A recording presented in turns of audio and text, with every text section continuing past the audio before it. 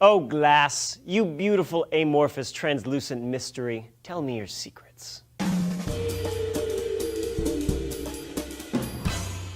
Hello everyone, Julian back again for D News. Physicists from the University of Waterloo, McMaster University, ESPCI Paris Tech, and Université Paris de Troyes all joined forces to answer a long-standing question about glass. And that question was, how does glass form? Yes, even though we've been making it for over 3,500 years, we still weren't sure how or why it formed until physicists from 4 separate institutions solved the puzzle just last month. Apparently, the answer was a lot simpler than anyone had expected, combining 2 older models for how glass molecules behaved. One is molecular crowding, that states that molecules on the surface of the glass can keep moving while the more crowded molecules on the interior can't unless the molecules around it cooperate. This cooperative movement is the second puzzle piece, and it's both helped and hindered by the weak bonds between glass molecules. Taken together, these ideas explain how glass behaves at a molecular level. And believe it or not, it's more tricky than you think. Glass isn't technically a solid, and you may have been told it's a liquid, but that's not true either.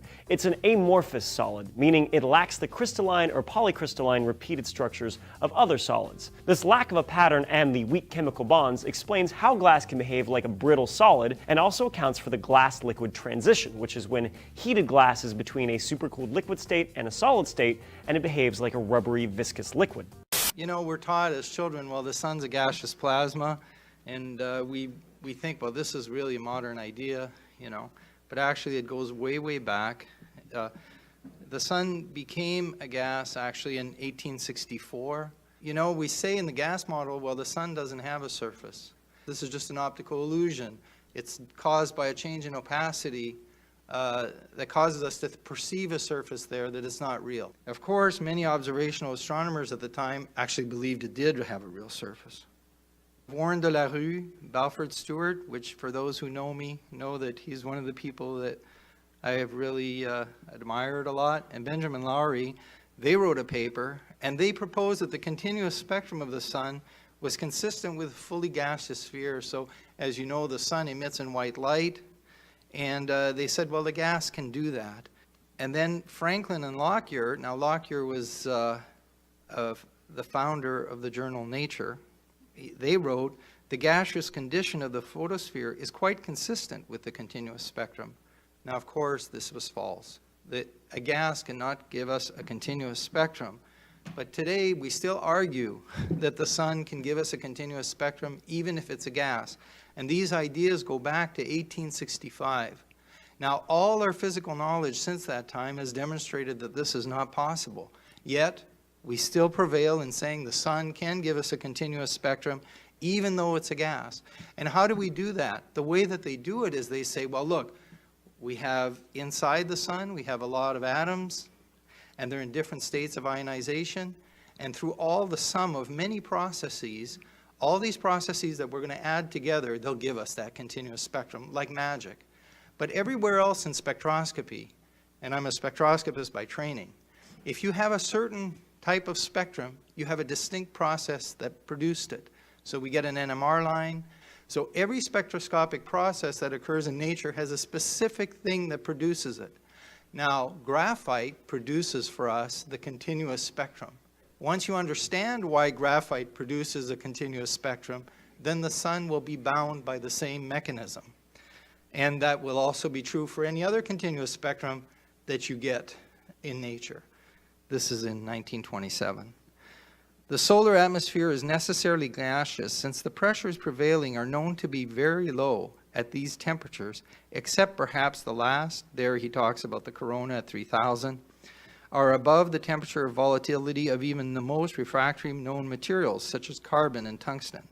Thus, the important conclusion is indicated that the solar atmosphere, with the possible exception of the outer reaches of the corona, no known substance can permanently exist except in the gaseous state. And of course, this is because we have critical temperatures, and it was known that the critical temperature of even hydrogen is extremely low. I think it's like 33 Kelvin. And of course, when these people wrote this, they didn't realize that metallic hydrogen would exist, and that will have a different critical temperature, and so it could be a liquid at much higher temperatures and pressures. So basically, these statements are completely out of date. But if you ask an astronomer, why is the sun a gas? Just ask them, why is the sun a gas? It's a very simple question. And they actually will not be able to answer the question except to say, well, it's too hot to be anything but a gas. If you get the sun wrong, you'll get all of astronomy wrong. From the earliest times, it has been believed and said that the heavens were not an empty space, but a solid surface. The Chaldeans and Egyptians regarded the sky as the massive cover of the world, and in India and Persia it was thought to be a metallic lid, flat or convex, or even pyramidal. Up to the 17th century, the Earth was always regarded as the center of an empty sphere with solid walls, and on this account, it was always represented with a cover. This indispensable complement, however, was eliminated upon the advent of the theory of gravitation, for convenience sake.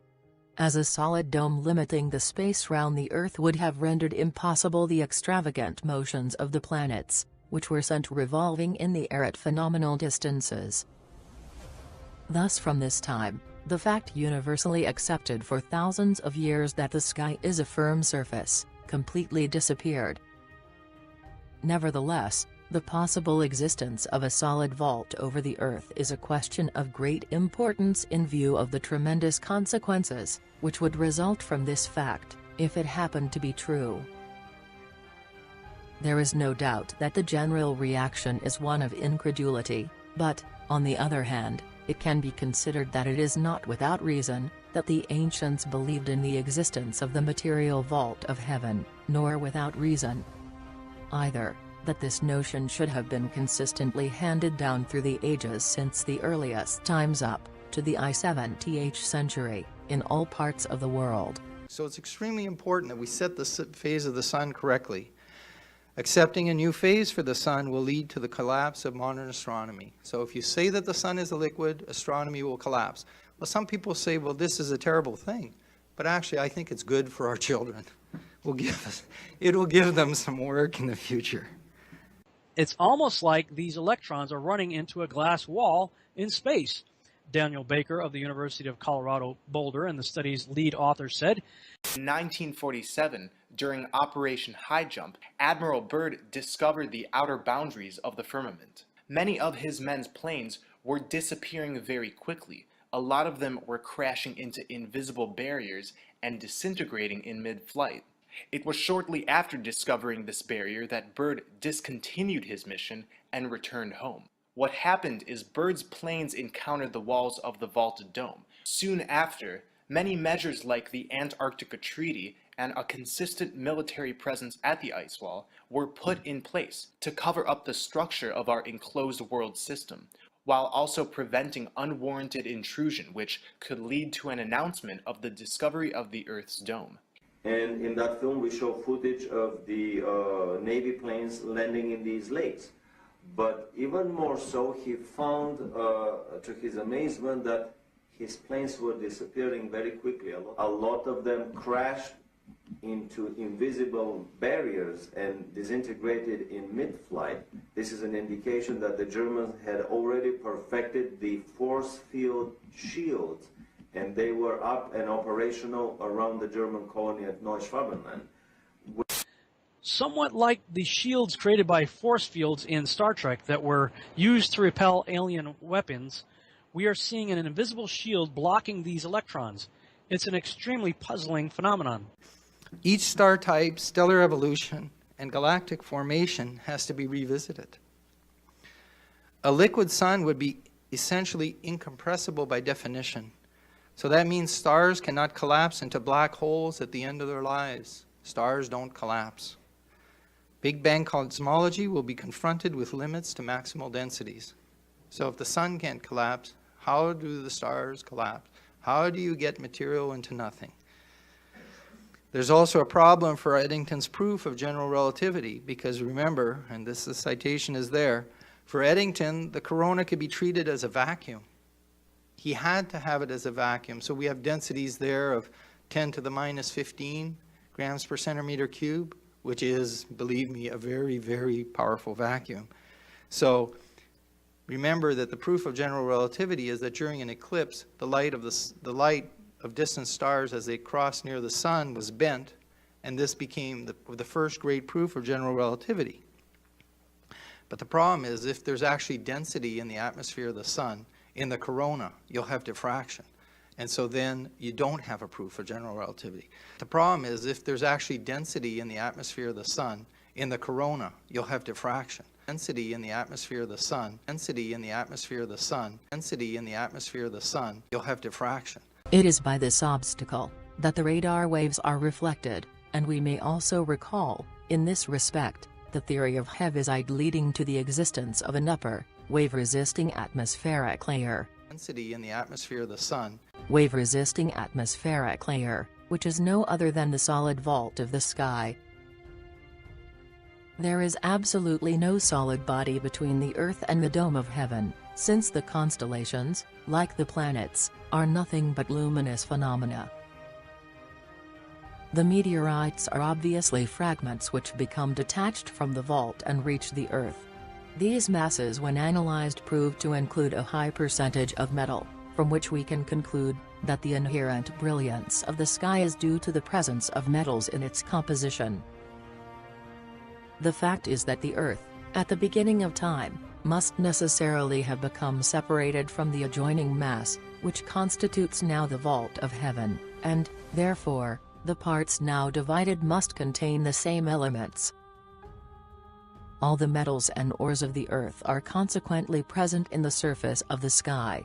An association is actually made between metals and the sky, since the latter is instinctively compared to lead and copper in very hot countries, where broiling temperatures intensify its metallic action, and render it more perceptible. In classical literature, there are two specific references to the metallic nature of the sky, apart from the one to be found in the Egyptian cosmology, but the former may not be independent of the latter. First, we read in the poems of Homer that star-strewn Olympus, dwelling of the gods, is made of glittering bronze. And secondly, in the Old Testament, the prophet Job gives what may be regarded as an exact definition of the sky when he proclaims it to be a mirror of metal. It is to be observed, in this connection, that when poetical reference is made to the silver mirror of the moon, it is the metallic surface of the dome appearing under the transparent disk, which in reality, may be described as a silver mirror. It may further be remarked, that in the mythology of the Orient the attribute of the sun goddess is the sacred mirror. This is another association with the true nature of the vault, and it must be admitted that the latter, especially when it shines and sparkles under the sun, undoubtedly looks like a mirror. It has frequently been observed that there is a resemblance between glass and the sun. In the 6th century BC, Empedocles regarded the sun as a vitreous body, which collects and reflects the light of the ether, but has no luminous power of its own. The British astronomer Palmer, in the last century, held the view that the sun is a lens which, he also said, transmits to us the rays emanating from the Almighty. It is further known that Ptolemy in his system of the constitution of the universe, speaks of the existence of a crystalline sky, that is a sky in the nature of a transparent mineral substance. One may think, in this connection, that it is not impossible that due to the heat developed by the passage of the sun's disk, there may be a fusion and vitrification of the siliceous materials contained in the vault, so that it becomes coated in certain places with a layer of glass, which would communicate to the solar disk by transparence, identical properties, so that it might become similar to a lens. The presence of dross or slag similar to that formed on fused metal, has also been observed on the surface of the sun, which is really, owing to its transparence, the foundation of the sky, and this seems to confirm the possibility of thermal and chemical reactions taking place among the elements, which compose the vault. It can now be understood, that the light and the heat which appeared to be produced by the sun, do not proceed from this source, but are due to a burning glass effect which is generated by the brilliant metallic surface of the vault under the luminous disk. Under these conditions, All the vivifying and beneficial properties, which are attributed to the sun, must be transferred to the solid dome of the sky, as well as the rays. These are not the sun's rays, but they are the rays of the metallic surface of the vault. So then you don't have a proof of general relativity. So this has consequences when you change the phase of the sun. It's much more than just changing how all the stars are. Now, I've wrote a paper, got carried away, 40 proofs, 40 lines of evidence that the sun is condensed matter. But actually, there's only one proof that we need. And this proof we've had since the days of Langley, when he first measured the continuous spectrum of the sun. And as I mentioned before, in order to have a continuous spectrum like this, the sun must be condensed matter. You cannot get it from a gas, and I've treated this in detail in this paper, Stellar Opacity, the Achilles heel of the gaseous sun. So you cannot take a whole bunch of non-thermal processes, just random spectroscopic processes, take a large sum, and then create this spectrum at every layer inside the sun, and until finally you get it on the photosphere. That requires that whatever soup you're building changes constantly within the sun to have the right properties so that it can change the spectrum with temperature. It just doesn't work. So we have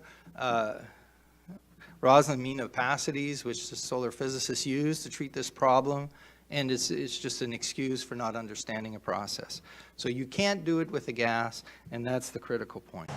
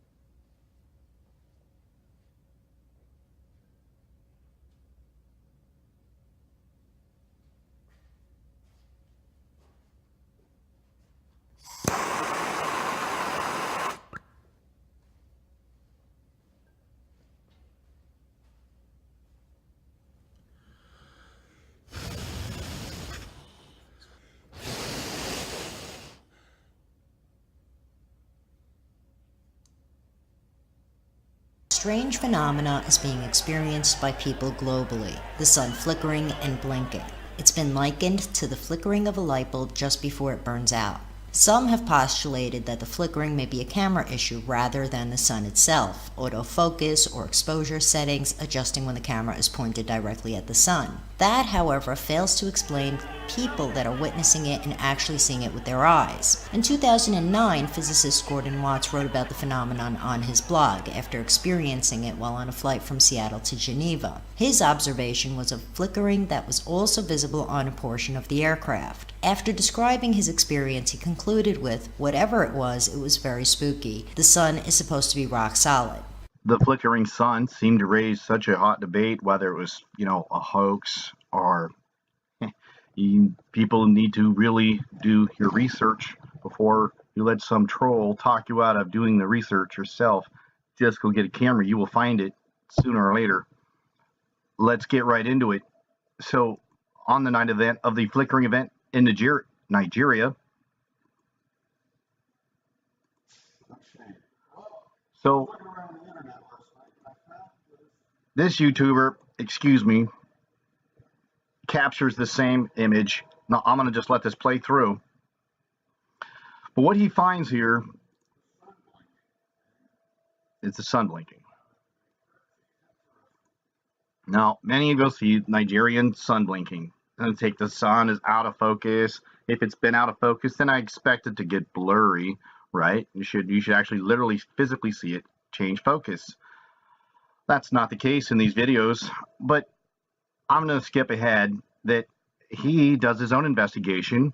So he shows people with their hands above their head and looking at the sky. You can review it, the whole video yourself. It's all over, and I'll leave a link to this one. And you could see people with their signs in their eye.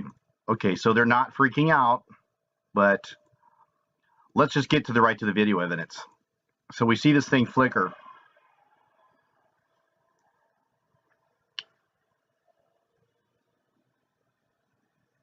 And I keep looking at the sun. This guy puts his glasses on.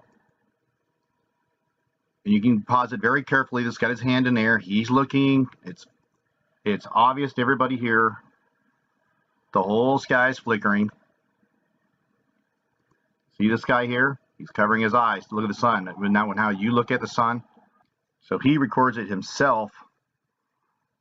I believe it was at the same time. Let's watch what he had to show. Here we go.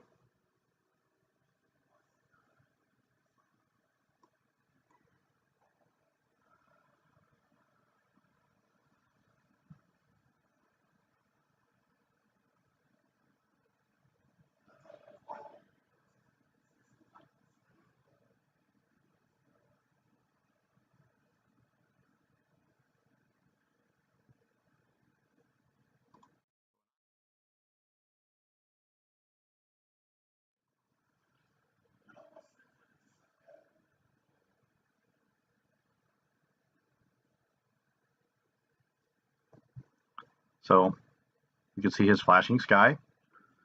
There's so much to see in this video. I want to show you countless evidence of the flickering or the pulsing sun, the blinking sun. Now, you see that thing changing size, and yet you do not see in the distance. If he was using autofocus, then this should lose focus. The leaves are crystal clear in the background, and it still pulses.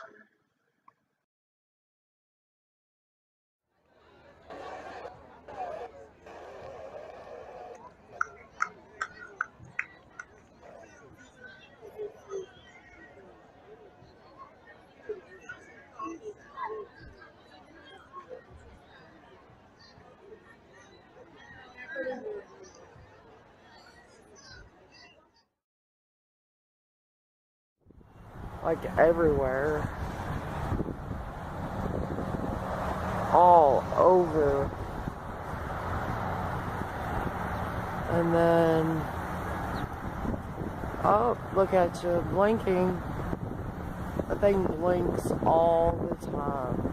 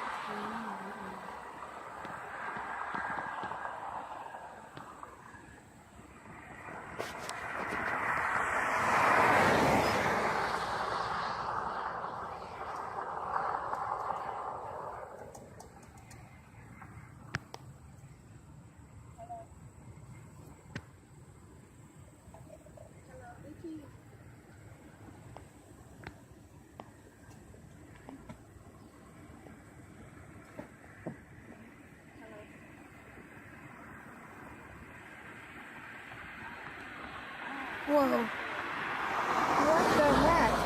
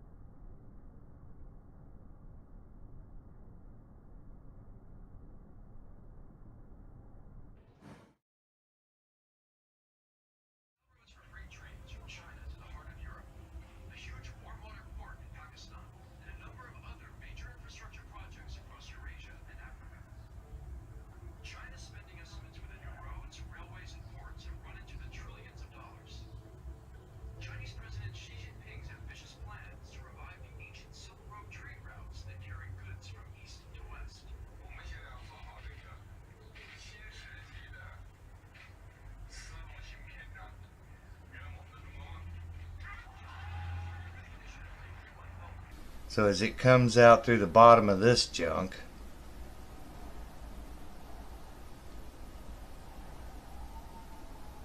sunny side up. Let's see what happens. Let's just by itself.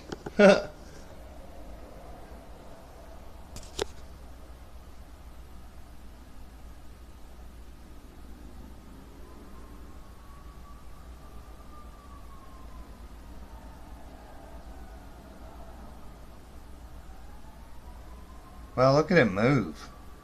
Is it just me, or is it like moving to the left? The camera's not panning at all. Oh, look at blink. Go, go, blinking sun.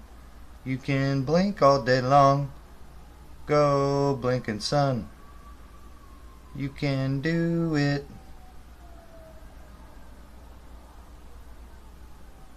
Wow, it's going nuts.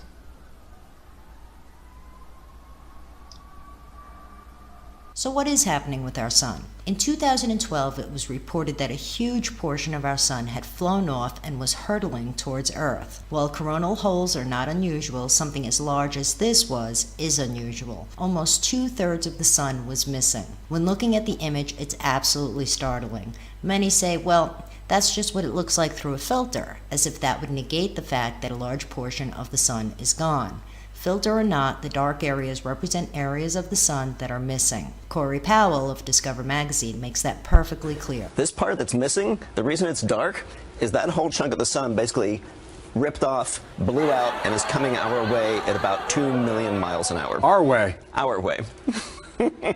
That doesn't sound good. That doesn't sound good. Know this before? Or did we not take note of it? Well, we know it's really very recent that we've even been able to see these things. What this means is this is what the sun does all the time, and we don't really know why it does it.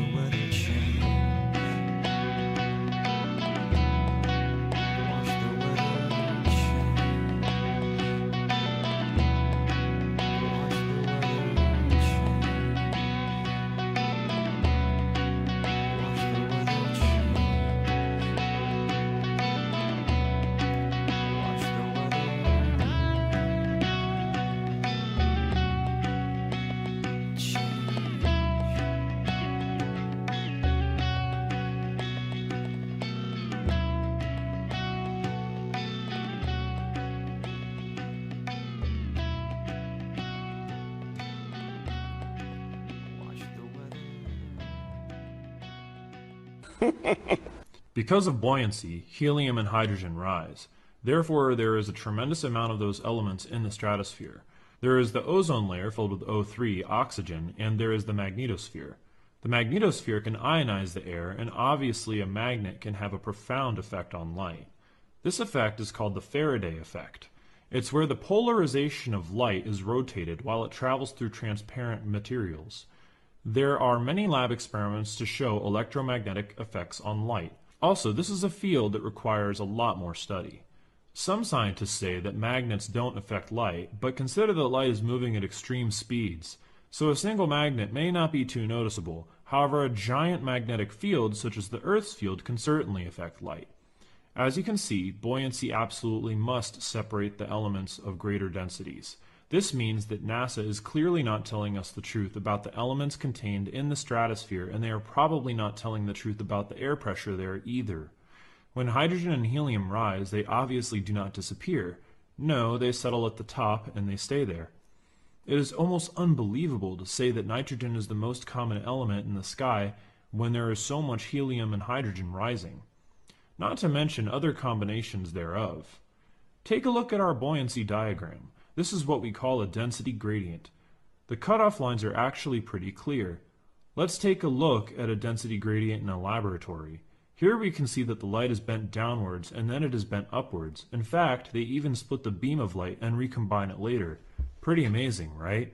Still not convinced? Take a look at this clip from the North Pole sun mirage. They see the sun during a time of the year where it should have been impossible. It may be due to the magnetic pole or some other refractive phenomenon. There have been many experiments to show how light can bend up or down in our atmosphere. Over the water, it would be more probable that light bends downwards very slightly near the ocean line as light descends. This is because, as you get closer to the water, the amount of water particles increase. This increase in density causes light to go from a refractive medium to an even more refractive medium. This is called Snell's law. This could add to the list of possible causes for cities to get cut off at the bottom over the water line. So we can see that hydrogen is 4 times more refractive than helium, and lucky for us, hydrogen is more buoyant. So for the 300 or more miles of atmosphere, depending on how high you guess the sun to be, light will travel significant distances bent upwards towards the observer. Extreme heat or cold from the sun can certainly forge elements, such as helium hydride or even stranger elements. It's fair to say, unless parts of space reach negative 300 degrees, we will probably not see liquid hydrogen. However, on the internet, people seem to say in some cases atmosphere is extremely cold. It creates an inversion layer, supposedly. Maybe it just depends on where the sun is. It has been estimated that there is helium hydride in the stratosphere, however. Now, if we consider that hydrogen is above helium, this element will form a nice little lens compounding the amount of refraction that the light experiences. Even a thin layer would be significant. Imagine the light passing through hundreds of tiny little lenses. In order for helium hydride to exist, it must be in an excited state, and I think the tremendous heat of the stratosphere would be a good catalyst for this. I would like to see some experiments done with refractivity of exotic materials like these. I expect it to be significant. You see, an element on its own is not even close to the refractive index of a combined element, and the direction of refractivity may indeed change depending on the combination. For example, water is significantly more refractive than hydrogen or oxygen on their own. Why the dramatic change? Because the elements form a little lens. Let's take a look at the periodic table sorted by density. Using this, we can know how some of the elements will be ordered in the atmosphere and what direction light will bend for each layer. But don't let that dominate your calculations, because what matters is the amount of miles light will travel at the angle before crossing into the next medium.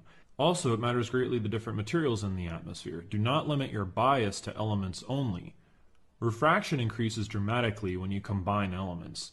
For example, how does ozone affect and refract light, and how thick is the layer? Don't count on government space agencies for honest statistics here. For example, when light goes from helium to lithium, lithium is only 0.23 refractivity, and helium is more than 4 times more refractive. So again, light refracts upwards, and quite significantly. Lithium passes to argon, and light will refract downwards, and it will go down again from argon to nitrogen, and then again slightly from nitrogen to oxygen. Also, if astronomers avoid filming stars 20 degrees above the horizon because of refraction, that alone is enough to prove to you that their calculations of parallax are not scientific or reliable. If you triangulate a 10,000 kilometer sunset at 300 miles high to the ends of the stratosphere, we get a 2 to 3 degree angle of sunset. This certainly makes the sun easier to block with air. In fact, anything within 10 degrees is worth discussing. Another reason why this subject is so important is because it can potentially explain why the moon only shows one face. Flat earthers tend to ignore this problem. The moon, no matter where you stand, shows the same side. What type of magic holography is this? Well, if you consider that the atmosphere is potentially bending light towards the observer, then it makes sense that a flat light would change its angle towards us in the atmosphere. Let's take a look at some different types of holography while we are on the subject. Here you can see a coin appear on top of a cylindrical base. No matter what perspective you view the mirror, it looks like the coin is sitting on top of the base. Try to grab it, it's not there. The trick is in the mirrors on the inside, a brilliant little design, like a cylindrical pepper's ghost. Of course, there are almost endless ways to design a system like this. Now let's take a look at lumographic lenses. These things are completely awesome. Depending on the angle that you view the lens, you can see a different image. This type of lens is an art form. And here is Castayer augmented reality glasses. They use two projectors and reflect them off of a retroreflective surface back to your eyes. Everyone sees a unique image. Anyone can make a pyramid hologram at home. Here I filmed a holographic moon myself using a simple pyramid made from my transparent sheets. For those people who theorize that there is a dome or firmament above us, whether it is made of ice or any other material, that could definitely reflect light back to the observer at various angles. In addition to reflected light, there is projected light. Light from a projector expands as it moves away from you. However, this also depends on the shape of the lens. A flat light source like a television screen would cause almost no increase in size as you move away from it. Perhaps this is why the moon and sun have a slightly round appearance. It would also be another possibility to explain why the sun does not shrink as much as people anticipate. Also, the further you are from the sun or moon, the sharper the angle is to them and the greater the refraction. Also, the more miles the light must travel through the thermosphere to reach you, and the more profound a small change in angle will be. Have you ever seen a moon set? Have you noticed that it almost always seems to move faster in the sky the last few moments as it descends? The sun seems to do the same thing. Right before sunset, it quickly drops a few degrees. Why? Finally, on this subject, we can see hundreds of examples of sundogs, double suns, double moons, and other things like this in the sky. It's hard to make sense of these sightings and decide which ones are valid. However, multiple suns is a pretty common occurrence. Also interesting is the alleged sighting of Rahu, which is a semi-translucent disk said to be the cause of eclipses. Something similar to this could cause the moon's phases. Or, considering that the sun and moon are constantly refracted, this introduces a wide new range of possibilities for the moon's phases. So Planck commented on the solar spectrum years ago, and people don't, Planck has done a lot in science, and people, they quote scientists when they want, and they decide not to quote them when they don't like what they had to say. But here, Planck says something to the solar physicists of still today. He says, now the apparent temperature of the sun is obviously nothing but the temperature of the solar rays. Now he's talking about the continuous spectrum. Depending entirely on the nature of the rays, and hence a property of the rays, and not of a property of the sun itself. So he's telling you, this is not a property of the sun here. Therefore, it would be not only more convenient, but also more correct to apply this notation directly, instead of speaking of a fictitious temperature of the sun, which can be made to have meaning only by the introduction of an assumption that does not hold in reality. So Planck knows that in order to get a valid temperature, you have to follow the laws of emission. And those laws require certain things. You can't have convection. You can't have conduction. Now, is there convection on the sun? Well, clearly there is. Carrington showed us that there was convection a long time ago, right? We see the sunspots going around. The sun has convection currents. So that forbids you from taking a temperature. So that's against the laws of emission. You have to have enclosure, thermal equilibrium with a rigid enclosure. The sun never meets that requirement. Now, I like this slide because this slide, for people who can't understand the continuous spectrum and all the physics of, how do you get a continuous spectrum and spectroscopy, and they're not interested in this, and it's all foreign to them. But this one is so easy, right? So if this is a flare, it's a Doppler image of a flare. So the white that you see here is a flare that's coming out of the surface of the sun. And as it breaks the surface of the sun, you see these ripples that are going out. Now, in the paper, they actually talked about this resembles ripples on a pond. Well, ripples on a pond are transverse waves, right? Now, you only get transverse waves in condensed matter. Nearly 4 million of us had our minds shattered by the bending glass.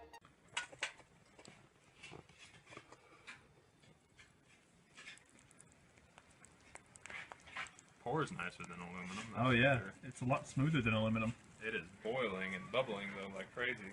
Of course, this is a pre-burned hole already. We already poured Aluminum or aluminium or whatever you want to call it in there.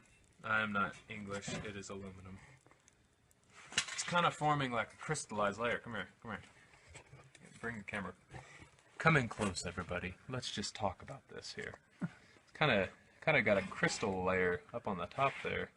It does. Kind of weird. It didn't catch fire like I expected it to. No, it didn't catch fire at all. Which I'm not sure if that's just because it's the salt or was it pre-burnt maybe? Yeah, maybe. It's kind of bubbling up there. No, there's still more in the ladle, right? Yeah, there is still more in the ladle. Now, you only get transverse waves in condensed matter. So once you have a transverse wave, gases can only sustain longitudinal waves. It is boiling and bubbling though like crazy. I have the large spot Fresnel lens set up. Right now we are working on a rock. What I've done is placed a rock under there, and we're making backyard lava or obsidian. It is a black glass-like structure that usually only occurs around volcanoes.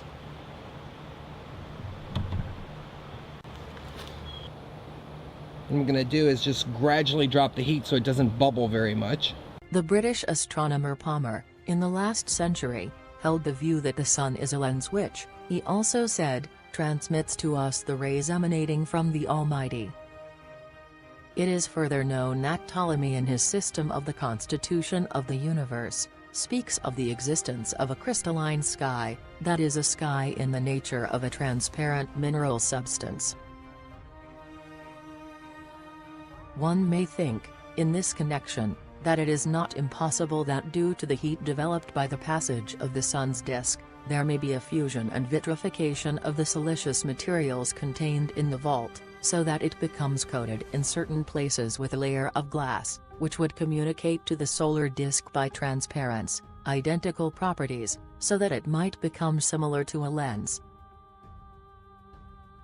The presence of dross or slag similar to that formed on fused metal, has also been observed on the surface of the sun, which is really, owing to its transparence, the foundation of the sky, and this seems to confirm the possibility of thermal and chemical reactions taking place among the elements, which compose the vault. It can now be understood, that the light and the heat which appeared to be produced by the sun, do not proceed from this source, but are due to a burning glass effect which is generated by the brilliant metallic surface of the vault under the luminous disk. Under these conditions, all the vivifying and beneficial properties, which are attributed to the sun, must be transferred to the solid dome of the sky, as well as the rays. So let's try to burn some stuff.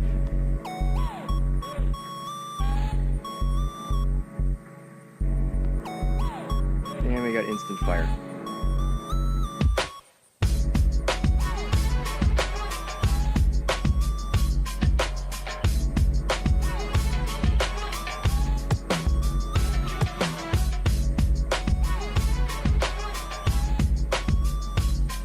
And that didn't take too long to start melting the surface of the rock there.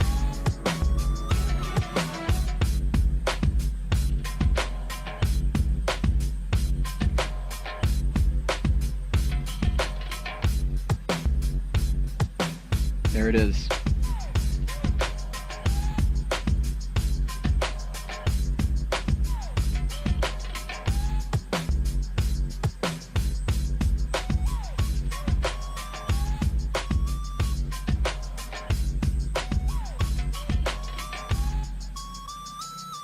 That's the dirt turned to lava.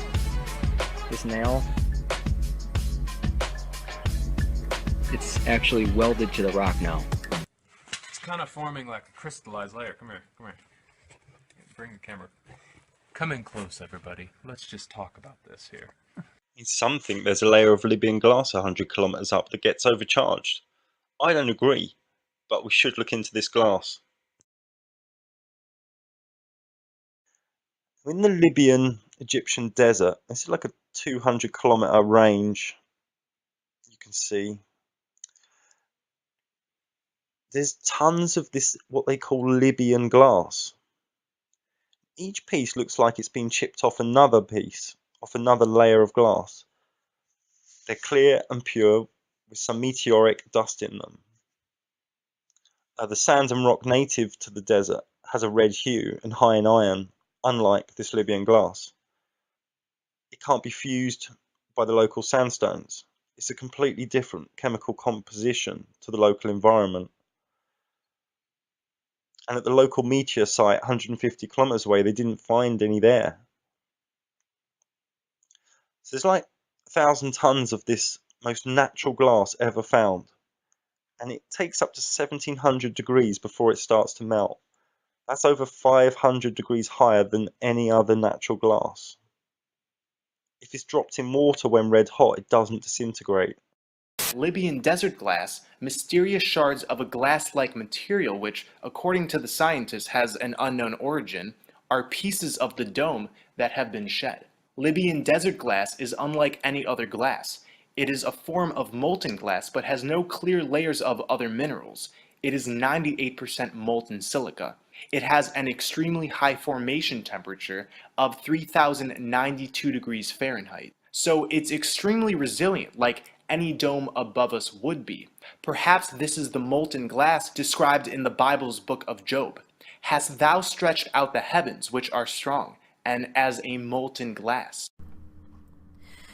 Good afternoon. This is Universal News Media. It is January 25, 2018. On the morning of January 3rd, 2018, residents of the sleepy little town of Cheakamus Canyon in British Vancouver, Canada, got to enjoy not one sunrise, but two. The entire double sunrise was caught on video, which we will be playing momentarily, by the Canadian Aviation Weather Cam located at Cheakamus Canyon Tower. These photos are unedited, untouched, raw footage of what came from the Canadian Aviation Weather Cam. We will now begin the video of the double sunrise in time-lapse mode. Each frame is 10 minutes. The entire video happens over the course of 2 hours and 10 minutes. As you can see, it starts out looking like only one sun, but as it rises over the mountaintops, it actually splits into two completely separate suns. The second sun that you will see in the video is, at least in part, causing our red sunrises and red sunsets to occur each and every day. This is not normal. In the past, either the sunrise or the sunset was red, not both. The reason that this sunrise does not appear red is because the sun actually rose over an hour ago and we are seeing it rise above the mountain later in the morning. For those who were able to see the earlier sunrise in this area on this morning, it was indeed very red. The one on the left is from Alaska, clearly showing what I would say would be two suns. Now, you could say, oh, you took that through double pane glass. Okay, I'll give you that. Possibly could be some kind of refraction. But look at the one that I got from Ireland, you guys. This photograph came from Ireland from a few days ago. And look at this. This is cray-cray. What I'm showing here cannot be a lens flare, guys. It's sitting behind the pole, first of all. You can see it's not a reflection or refraction of this object. So what are we looking at here, guys? Are we looking at a planet? Are we looking at a shield? Are we looking at an artificial sun, real sun? What are we looking at? And I would say maybe all the above, or maybe none of the above. But at the end of the day, when you see something like this, you know, the hypothesis could go wild, right? So I am just going to say this is an unusual photograph of a phenomenon that shatters your world perception. And when that happens, your beliefs get challenged, and some of your beliefs even get destroyed when you start to really open your aperture to what's really happening versus what they try to tell us is happening out there.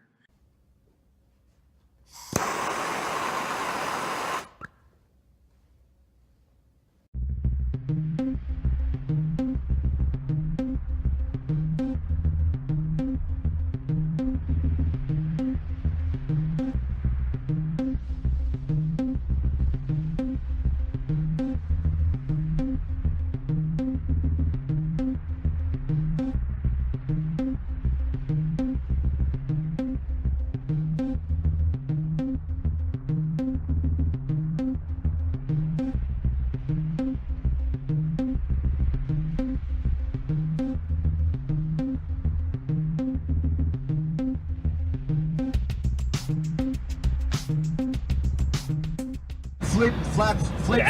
So there's a sun and he's going to be doing a second trial run here, hoping for a better time than his first and a better score than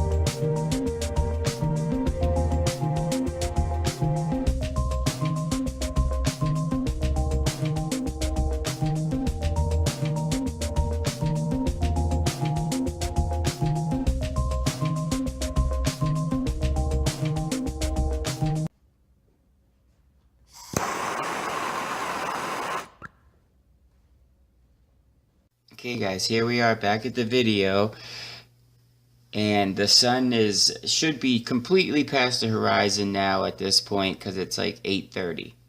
Okay, and it's not. That's the problem. Okay, so now it is starting to get past the main border, and as it does, I'm just going to focus on this whole time. You watch. There's something else trailing behind it and setting. And it's leaving streaks of light, and it's leaving a circumference of something, and you're gonna see, and it's gonna freak you out. And I'm just gonna shut up for this part. That's the incandescent filter right from my camera. That's the neon filter right from the camera. That's the auto filter. It's what the computer selects by as much visible light. That cloud ship right there is bizarre. Look how bizarre it's even more bizarre it's getting as light reflects through it. Crazy stuff. Let me move my big old head out of the way so we can see. Crazy stuff. Look at the light at the top of it, like the bright light at the top of it. Look at this too. Look at this like weird vortex opening too. Very strange. Oh, it's finally starting to break past the horizon line. Because when it does, you're going to see something yellow about right there start to drop. Very slowly, I might add, and it has a red rim around it, so it looks like a faint yellow sun. Maybe our real one. Maybe the visibility was just right, because I did something else too that I hope works out. I went outside and filmed the firmament when there was just a little bit of light. I'm zooming at the brightest star where there's still a little bit of light from the sun. So if you could zoom in at on the firmament when there's just a little bit of sunlight, you may be able to see it. And that was my theory. So I zoomed past the brightest star. You can tell I'm really zooming hard. I'm going to get to that point. And then all of a sudden I get to the firmament and I can see patterns. And we're going to get to that. Okay, so for now, this is this. Wow. Wow. Okay, now this thing is totally, completely broken past the horizon line. And I'm just going to stay on this spot. Let's make sure we got another hour, a minute and 42, but it's playing a little faster, so about a minute left. So just hold on, guys. There is definitely something right there. Now I'll move the paint. Now just watch it now, because what they passed off with the sun today has already broke past this line. There's something else right there. Just keep watching it. I mean, it's obvious that there is something round and yellow there, right? I mean, the trail of light that the two left, the artificial sun and the real sun, the trail of light just let you know that there was a block of lights there, and hence the reason why the sky is so clear, but yet they chemtrailed just for sunset. I think that's all I got, guys. Stay tuned for some more incredible stuff. Okay guys, here comes the star. That's Sirius, okay? Let you know that I have the capability of zooming deep into stars, which means with the right light I can zoom into the firmament, and that's what I do. I go past this star right here.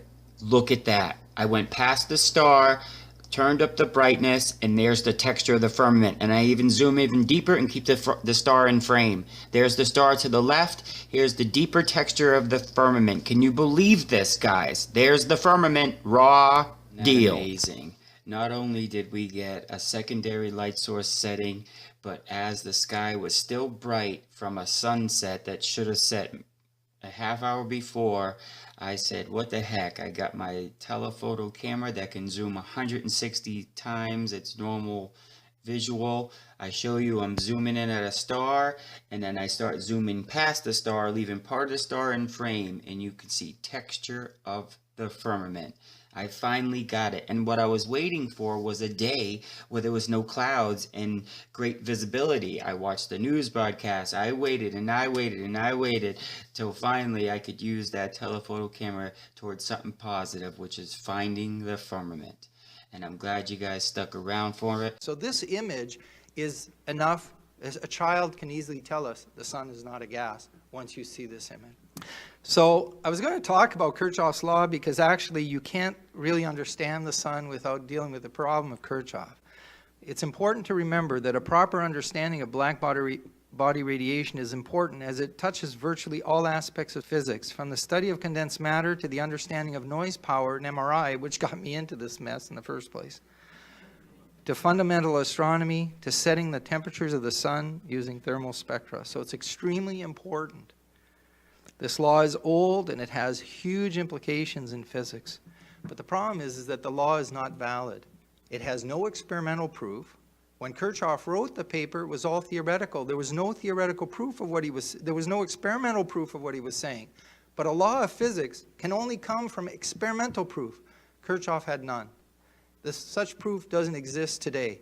But a further problem for physics is that the theoretical proofs are invalid. There are no theoretical proofs of Kirchhoff's law. So last year, along with Steve Crothers, we went over Planck's proof of Kirchhoff's law, and we discovered that to arrive at Kirchhoff's law, Max Planck inferred that the reflectivities of two arbitrary materials were equal.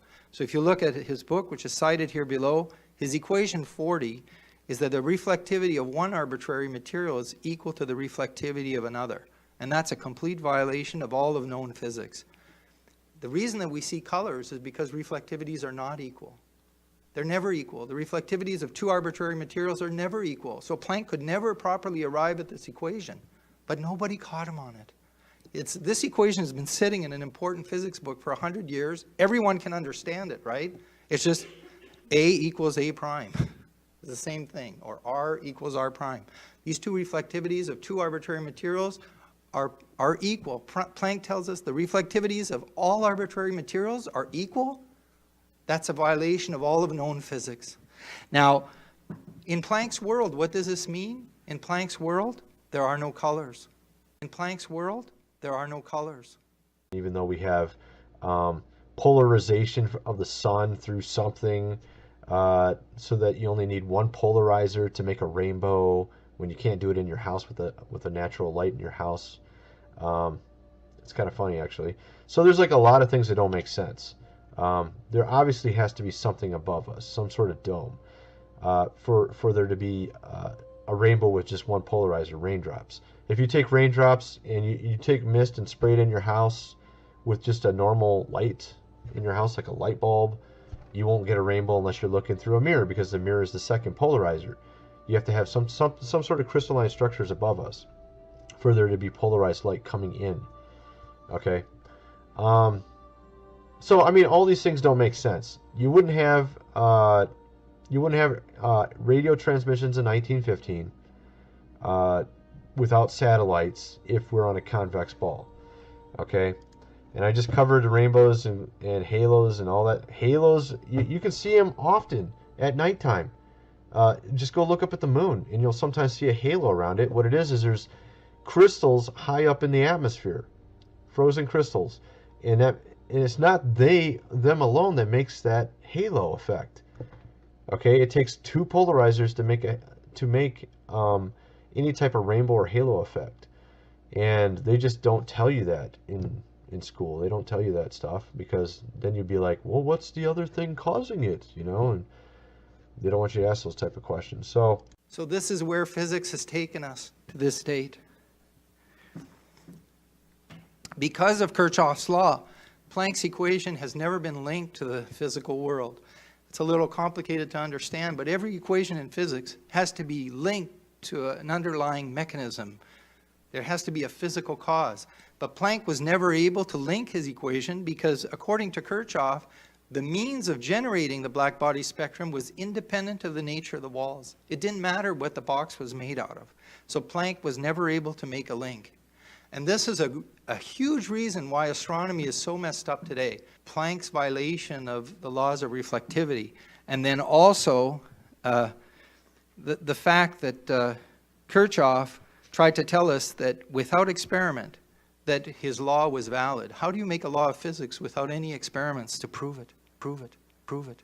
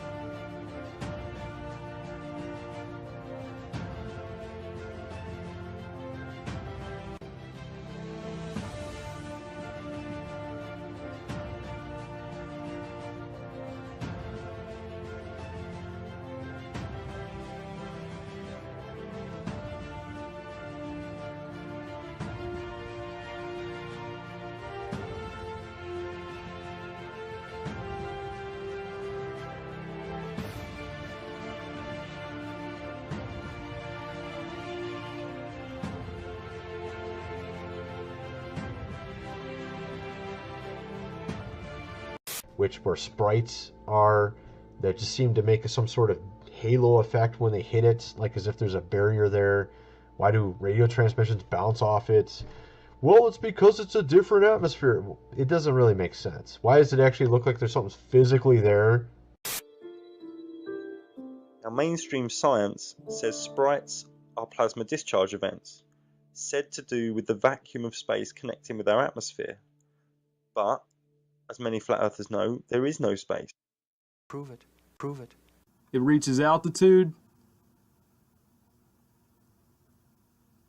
hits the firmament, boom, starts curving, turns around and falls. Prove it. Prove it. Because this is where the magic happens. So now, when I take my torch and shine it into the half of the mirror that's underwater, and on this card that are placed here, you get the rainbow. How cool is that? Prove it. Now, of course, when debunking science, expect to see some deceptions. There's a video circulating on YouTube which seemingly demonstrates a rainbow being reproduced indoors. Now, as we've already seen, rainbows require a second reflector. In the case of this video, the second reflector is the giant puddle and metal plate on the ground.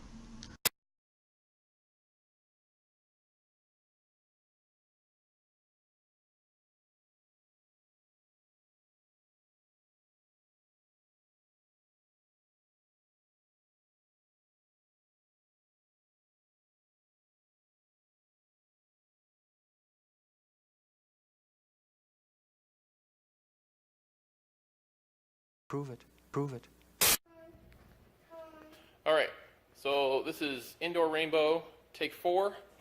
We had some flat earthers who disagreed a little bit with my setup, so I'm going to run the video through again, this time without the metal pan, which was on the floor. I had a metal pan underneath there before, and somebody said it might be reflecting, so we're not going to have that there anymore.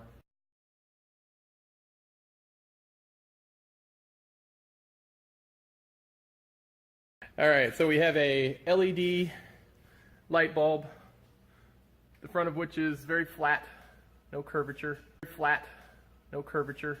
Flat, no curvature. Flat, no curvature. And it's a daylight bulb, 5,000 Kelvin color temperature, pointing down at an angle from a high location in my pole barn.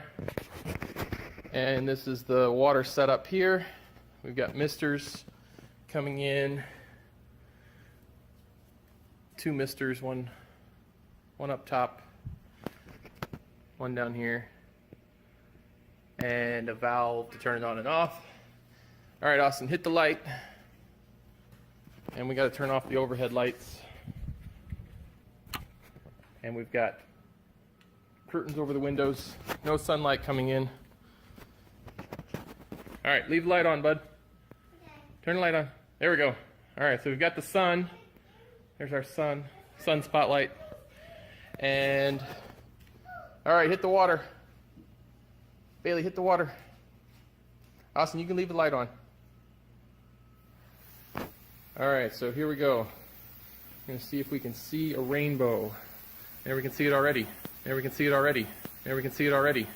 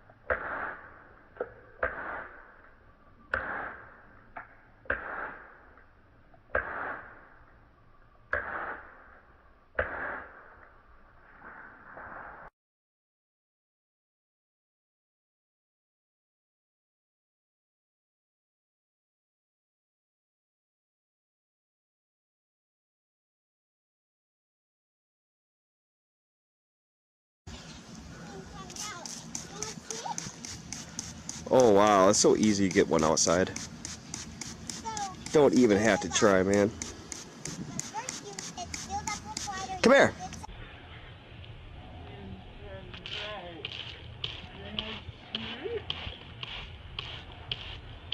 Oh wow, it's so easy to get one outside.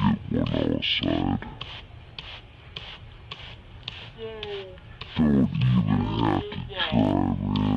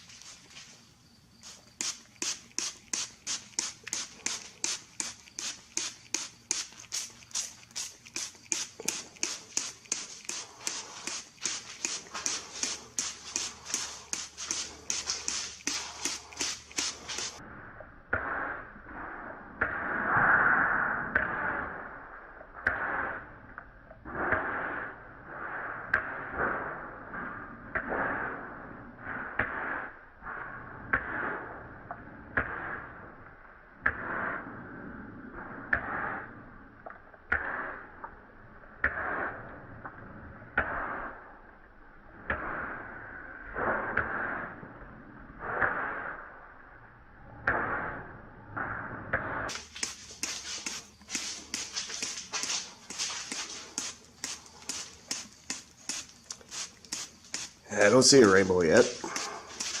There we can see it already. There we can see it already. There we can see it already.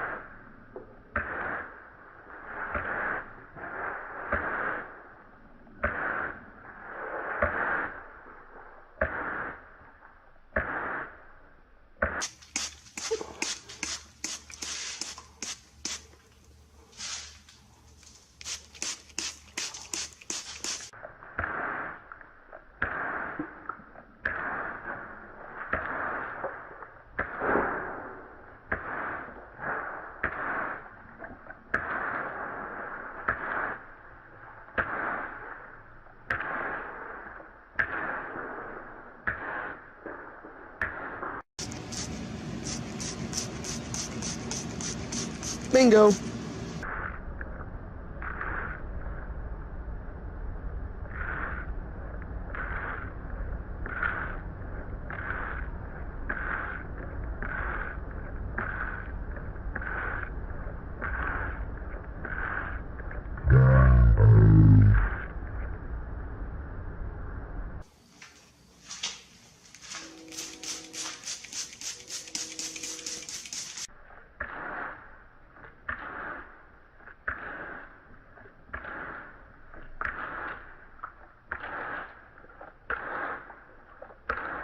In Planck's world, there are no colors. This is where the magic happens. Oh wow, it's so easy to get one outside. Don't even have to try, man. In the end, Kirchhoff's law of thermal emission is not valid as it has no experimental or theoretical proof. As a result, the foundation of the gaseous sun collapses. And that's why I've spent so many years on Kirchhoff's law, people wondering, why does he care so much about a law of 1859? And that's the reason, because now let's say, just look at your own lives. If there was a law that said, well, if you're British and you come and drive in the United States, you're not allowed to drive on the right. You must drive on the left. That would not be a good law, right? So the same thing here with Kirchhoff's law. What happens when a law of physics is not correct? And we have built all of modern physics upon it. That's a problem. That's a problem.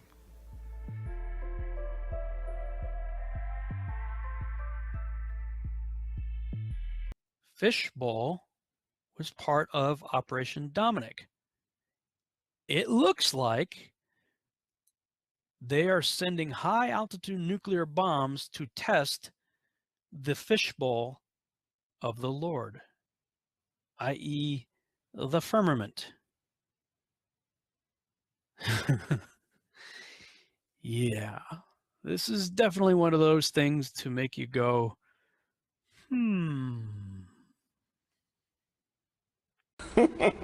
In the exact same time period, Russia is also testing the dome.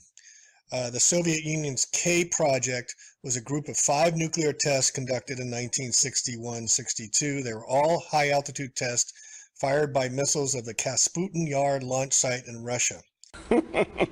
A variety of instrumentation to collect effects data was set up for Fishbowl. All in all, of the 266 Fishbowl instrument stations, 156 were on land, while 10 ships housed 80 separate project stations. 15 test aircraft carried the other 30 stations. Refraction effects from a nuclear burst are of concern in the high-precision target tracking of ICBMs in the terminal phase, involving a rapid fluctuation in the apparent angle of arrival of returning radar pulses. It was present on all events, but most pronounced on bluegill and kingfish.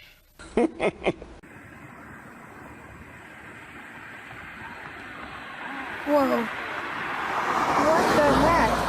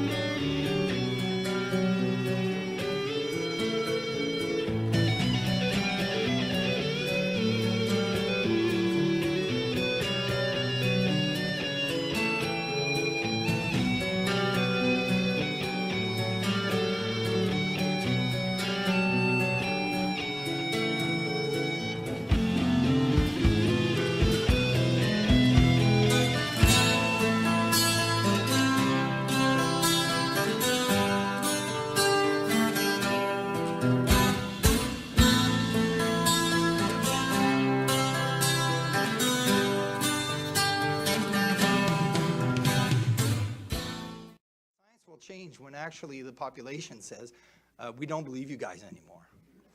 Great discoveries in science don't occur because we spend a lot of money chasing things that seem fanciful. They occur because some quiet scientist somewhere that everyone has ignored has been in the lab working, and that person made a discovery which led to new understanding. In the 1990s, Dr. Robitaille set what is possibly the most important world record for nuclear magnetic resonance imaging. When they said the power required to use 8 Tesla magnets to improve cranial MRIs would pose a major electromagnetic risk to the patients, he showed that they were wrong, and he did so by exploiting some of the key mistakes physics has made over more than a century. His discovery is credited with saving tens to hundreds of thousands of lives, all because he refused to take the standard science for true. He hunted it down, found the mistakes in history, and so what do you do after you've changed your entire field and medical service forever? You see where else those mistakes you found have been applied in science, and it just so happens, nowhere has it been more instrumental to our current understanding than on the sun. The same physics which, when corrected, saves lives by incredible numbers, has now been applied to our star.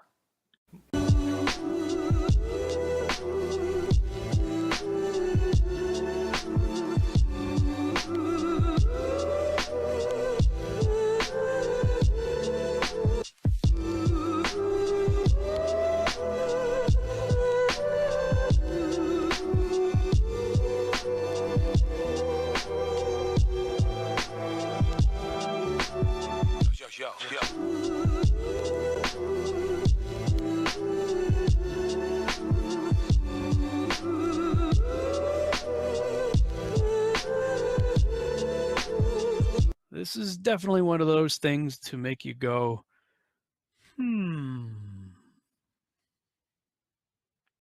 Although we weren't able to shatter that highest, hardest glass ceiling this time, thanks to you, it's got about 18 million cracks in it. Do you know what the strongest material on Earth is? You probably guessed diamond, right? Well, in some sense, you're right. It is commonly referred to as the hardest natural substance on Earth. But, as with most things, this answer is vastly oversimplified. First, hardness, and strength, is not a single property. Materials can be very strong in one way, but not another. Some resist scratching better, while others can absorb force better. And then there are new synthetic materials that combine many of these properties. So let's get to it. I'm Mike with List 25, and these are the 25 strongest materials known to man.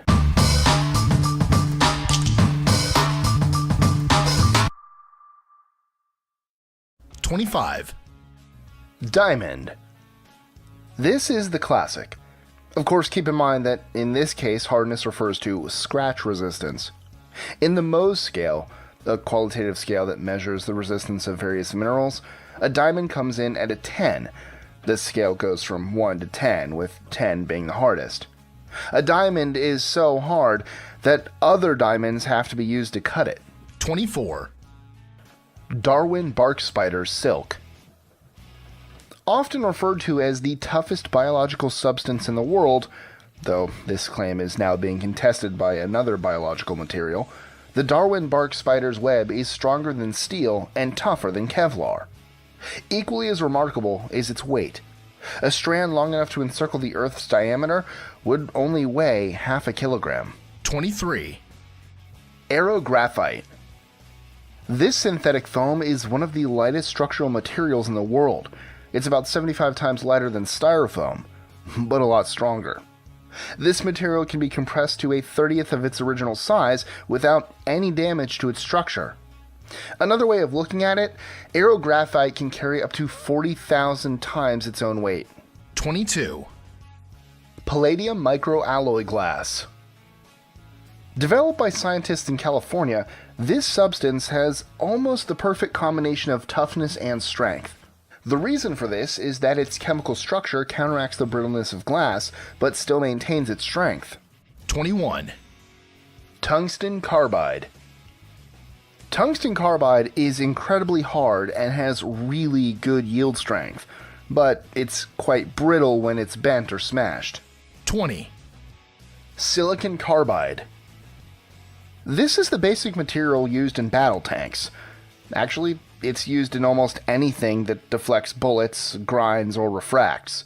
It has a Mohs hardness rating of 9 and also a low thermal expansion. 19. Cubic boron nitride. Roughly as strong as diamond, cubic boron nitride has one major advantage. It's insoluble in nickel and iron at high temperatures. For this reason, it can be used to machine those elements. Diamond forms nitride with iron and nickel at high temperatures. 18. Dyneema. It has been claimed to be the strongest fiber in the world. Perhaps the most amazing thing about it is that, in spite of being lighter than water, it can stop bullets. 17.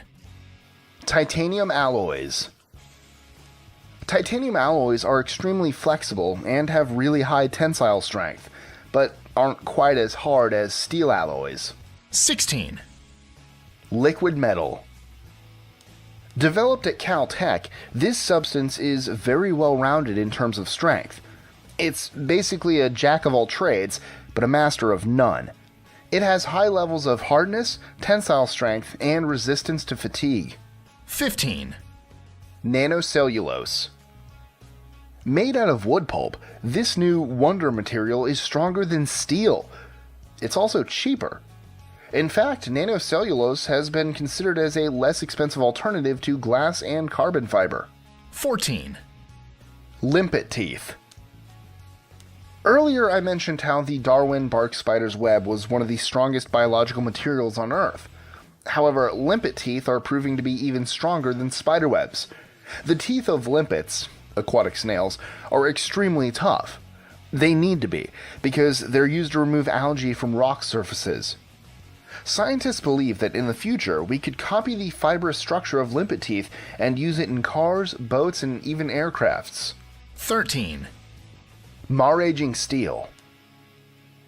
This substance combines extreme strength and toughness without losing malleability. It finds many uses in aerospace and tooling technologies. 12. Osmium. An extremely dense element, osmium is used for things that require a high level of durability and hardness. Electrical contacts, fountain tip pens, etc. 11. Kevlar.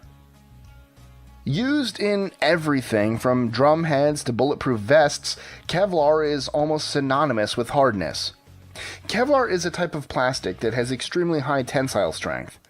In fact, its tensile strength is roughly 8 times that of a steel wire. It can also withstand temperatures of around 450 degrees Celsius. 10. Spectra. High-performance polyethylene is basically really strong plastic. This lightweight, strong thread can withstand an incredible amount of tension and is 10 times stronger than steel, pound per pound. Similar to Kevlar, Spectra is also used for ballistic-resistant vests, helmets, and armored vehicles. 9. Graphene. As an allotrope of carbon, a 1-atom thick sheet is 200 times stronger than steel. Although it looks like saran wrap, good luck busting through it. You'd have to balance a school bus on top of a pencil on top of the graphene in order to poke a hole in the sheet. 8. Bucky paper. This nanotechnology is made of carbon tubes that are 50,000 times thinner than human hair. This explains why it's 10 times lighter than steel, but 500 times stronger. 7. Metallic microlattice. The world's lightest material, metallic microlattice is also one of the lightest structural materials on Earth. Some claim that it's 100 times lighter than styrofoam. As a synthetic and porous, yet extremely strong material, it has uses in many fields of engineering. Boeing is mentioned using it in the fabrication of planes, mainly in the flooring, seat frames, and walls. 6. Carbon nanotubes. Carbon nanotubes, CNTs, are, in simple terms, seamless cylindrical hollow fibers that are made up of a single sheet of pure graphite. The result is an extremely light material. At the nanoscale, carbon nanotubes have exhibited strengths of 200 times that of steel. 5. Aerographene. Also known as graphene aerogel, imagine the toughness of graphene combined with unimaginable lightness. You can't imagine it, can you? Well, let me make it even more unimaginable. It's 7 times lighter than air. This incredible material can recover completely after more than 90% compression and can absorb up to 900 times its own weight in oil. There's hope that this material could be used to mop up oil spills. 4. As of yet unnamed substance under development at MIT. As of this recording, scientists at MIT believe they have found the secret to maximizing graphene's 2-dimensional strength in 3 dimensions. Their, as of yet unnamed substance, may have roughly 5% the density of steel, but 10 times the strength. 3. Carbine. In spite of being just a single chain of atoms, carbine has twice the tensile strength of graphene and 3 times the stiffness of diamond. 2. Wurtzite boron nitride. This natural substance is produced under the intensity of volcanic explosions and is 18% harder than diamond. It's one of the only 2 naturally occurring substances that have recently been found to exceed diamonds in terms of hardness. The problem is that there isn't much of this substance out there, and it's hard to actually test it. 1. Lonsdaleite. Also known as hexagonal diamond, this substance is also made of carbon atoms, but they're just arranged differently. Along with wurtzite boron nitride, it's one of 2 natural substances that are harder than diamond. In fact, it's 58% harder. As with the previous substance, however, it's in relatively short supply. It's sometimes formed when meteorites containing graphite impact the Earth. Prove it. Prove it.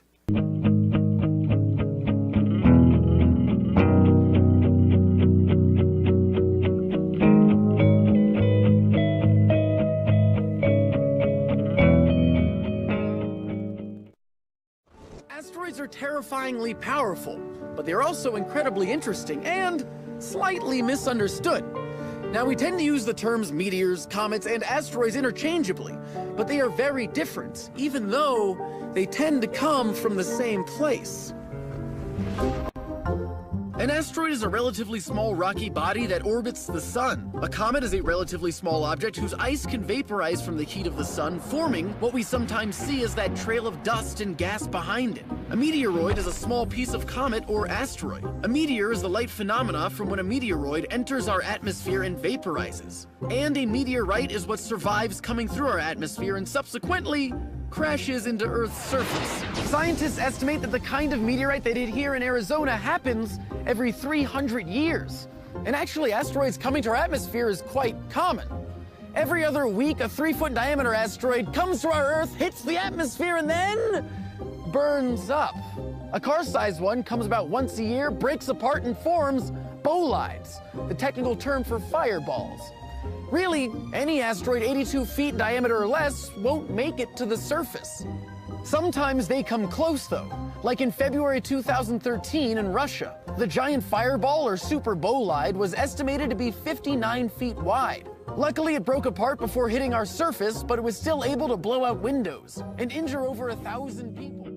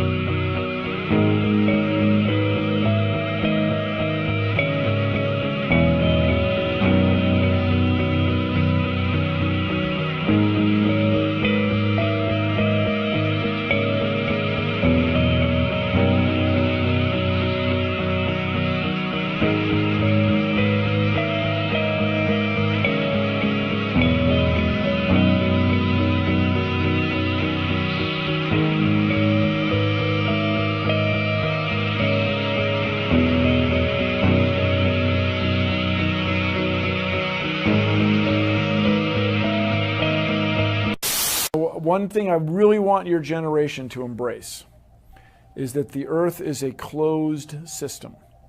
We cannot leave the Earth. There's no place to go. The Earth is a closed system. The Earth is a closed system. We cannot leave the Earth. We cannot leave the Earth. We cannot leave the Earth.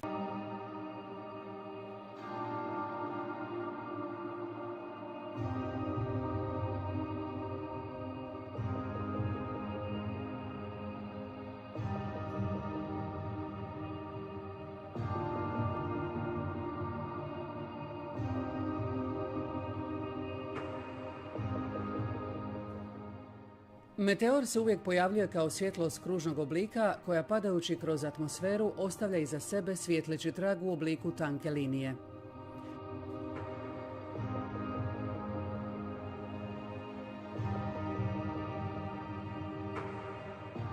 Prilikom pada, glava meteora se povećava, širi i pojačano svijetli, potom ekspandira u veliki sjajni bljesak.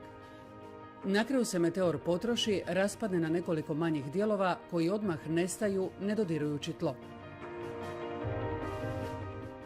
Meteori se najčešće pojavljuju na visinama od 90 do 150 km. Nikada nije zabilježeno da je i jedan meteor pao na tlo, a visina nestajanja meteora događa se obično na visinama od 40 do 60 km.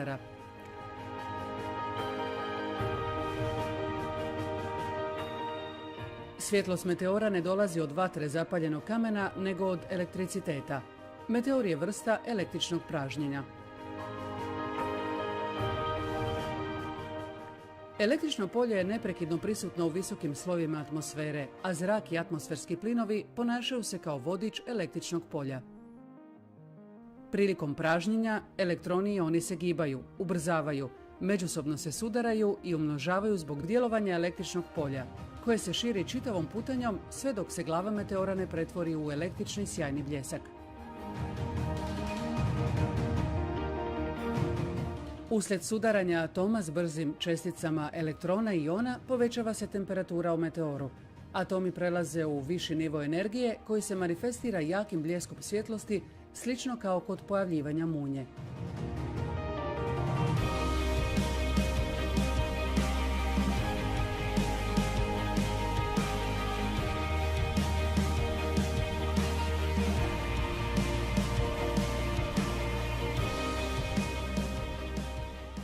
Meteor se raspada zbog smanjene provodljivosti na nižim gušćim slojevima atmosfere.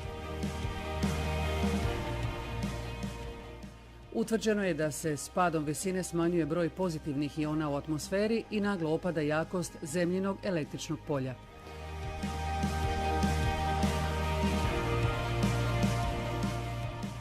S povećanjem tlaka na nižim slojevima atmosfere smanjuje se električna provodljivost zraka. Pozitivni ioni u sudaru s elektronima, atomima i molekulama gube svoju energiju. Povezuju se u električki neutralne atome i nakon kratkog pobuđenog stanja atom se vraća u osnovno niže energetsko stanje. Putanja pada meteora je dijagonalna, pojava meteora je iznenadna, najčešće nečujna, ali ponekad se prolaskom meteora čuje parajući, krskajući zvuk sličan grmljavini.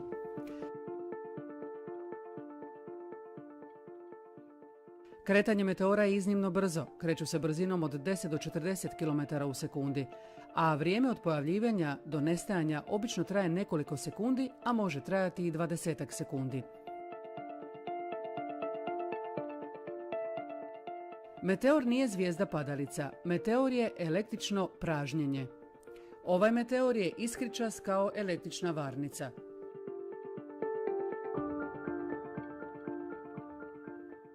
Kojim znanstvenim metodama su došli do zaključka da je ovo kamen koji se raspada? Meteori su atmosferska pojava, a ne svemirska pojava. Meteori ne dolaze iz vanjskog svemira jer da je tako odlazili bi i dolazili u svim smjerovima, ali one uvijek padaju prema nama. Električno pražnjenje se manifestira kao svjetlucanje raznih boja u okolini aktivnog električnog polja, a ovisi o temperaturi, tlaku i sastavu zraka. Tragovi meteora mogu se pojavljivati u raznim varijacijama boja, narančasto-žuta, zelenkasto-bijela, plavo-zelena i srebrna. Sjajni bljesak meteora na kraju putanja nije eksplozija kamena kao što kažu da jest, jer onda bismo vidjeli vatru, kamen kako leti i raspada se na manje komadiće. Za nastanak vatre potrebna su 3 elementa: toplina, gorivo i kisik. Kamen ne gori, ne može biti gorivo. Velika brzina kretanja kamena kroz zrak ne može proizvesti dovoljno topline da ga zapali. Nije moguće da se kamen koji je otporan na požar prolaskom kroz atmosferu može trenjem zraka zapaliti, ispariti i eksplodirati.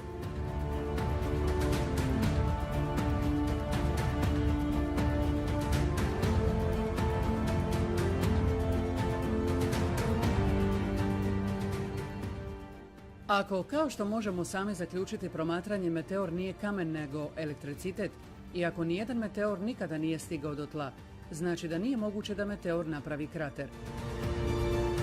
Meteori koji padnu na zemlju nazivaju se meteoritima. Ako nijedan meteor nikada nije pao na zemlju, meteoriti ne postoje. Pojava nekih meteorskih rojeva može se lako predvidjeti jer se ponavljaju svake godine u isto doba, što znači da postoji prirodni mehanizam po kojem se oni pojavljuju uvijek u istom vremenskom periodu. Prolazak električnog pražnjenja kroz atmosferu stvara stup visoko ioniziranog zraka, oblak pun električki nabijenih čestica iona i elektrona, koji je nastao gibanjem elektriciteta kroz plinovitu tvar. Слышишь?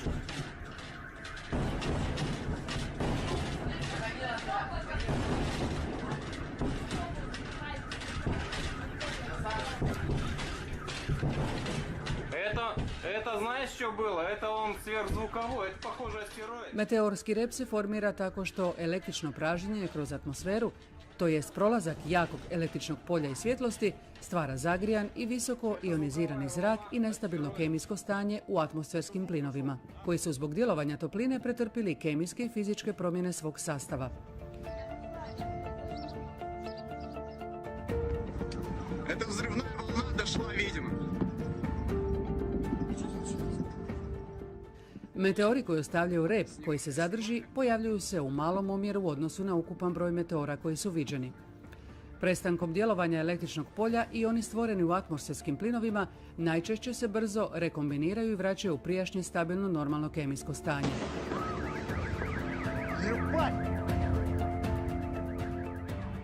Mjerenja promatrača pokazuju da atmosferski uvjeti, gustoća zraka i atmosferski pritisak utječu hoće li prolaz meteora ostaviti rep koji će se zadržati ili ne. Veće su šanse da se meteorski rep zadrži ako se meteor pojavi na većim visinama gdje je tlak zraka niži, što ga čini veoma električki provodljivim.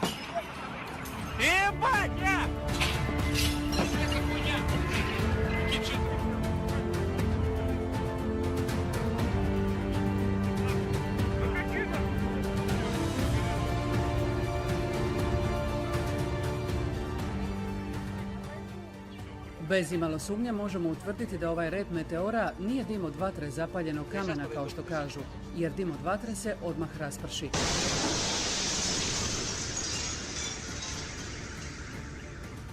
Parajući zvuk meteora ne dolazi od otpora zraka dok kamen pada kroz atmosferu, nego su to električki prenešeni zvukovi nastali širenjem plinova u vodiču meteora.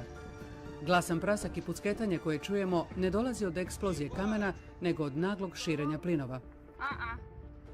Prilikom prolaska električnog pražnjenja, temperatura u vodiču meteora naraste do iznimno visokih temperatura.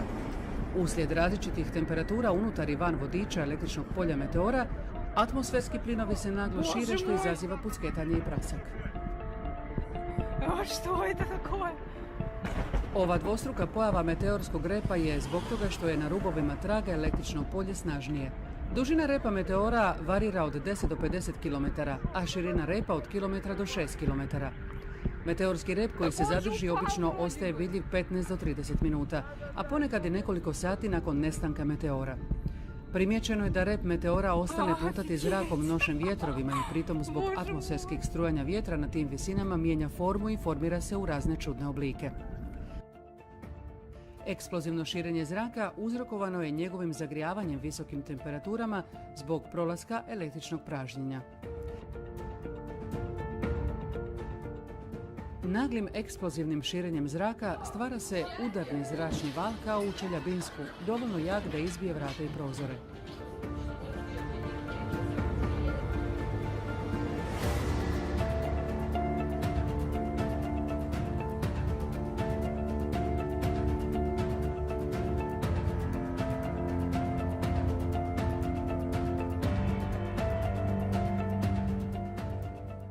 Osim crtanih animacija i Photoshop slika, u kojima komet prikazuju kao veliki krumpir od leda i kamena, izgleda nemoguće pronaći originalni snimak ili fotografiju pada kometa.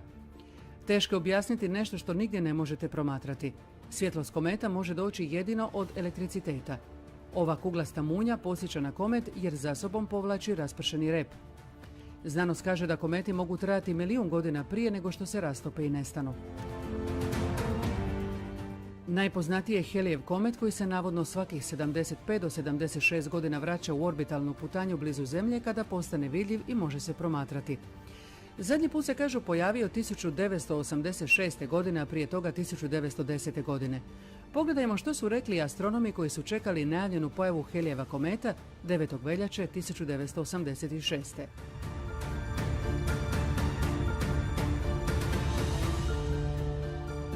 Astronomi diljem svijeta su razočarani jer se komet nije pojavio.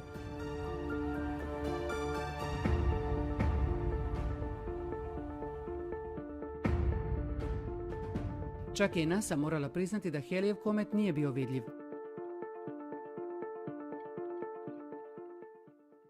Nakon malo istraživanja može se otkriti da je Edmund Halley bio istaknuti mason. Neobjašnjivo je kako Halleyjev komet bez energetskog pogona i inteligentnog navođenja sa slučajnom kaotičnom putanjom može preći udaljenost od nekoliko milijardi kilometara i vratiti se svakih 75 godina u istu orbitu. Edmund Halley nije pogriješio u svojim proračunima, nego je plasirao namjernu laž.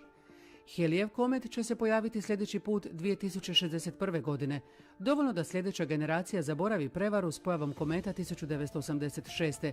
A kamoli da znamo što je bilo s kometom davne 1910. godine.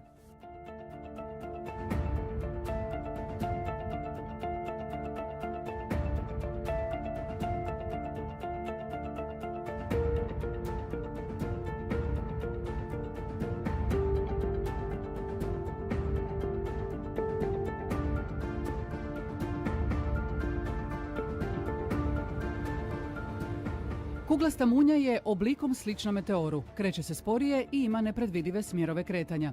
Iza kuglaste munje najčešće ne ostaje svjetleći trag.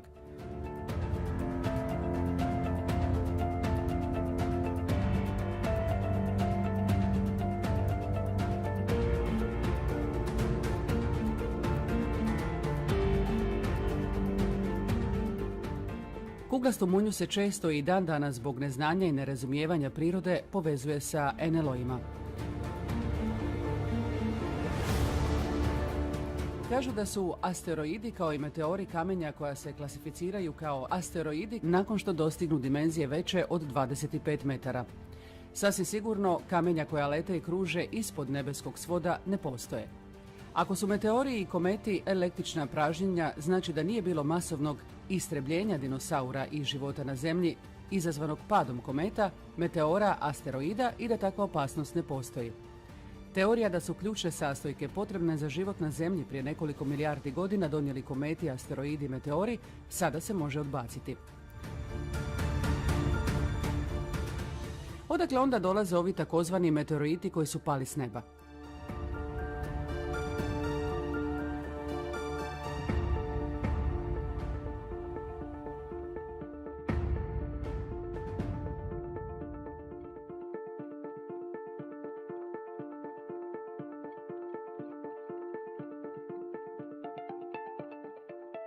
Ovo nisu kamenja, izgledaju kao da su odlomljeni od istog takvog komada, izgledaju kao da su inteligentne izrade i dizajnirani sa svrhom.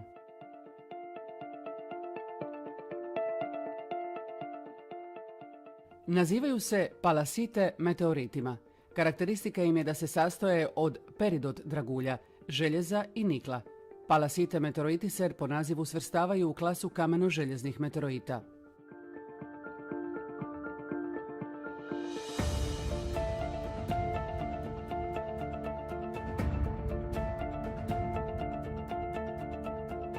Peridot dragulji su jedina vrsta dragulja koja se pojavljuje u palasite meteoritima.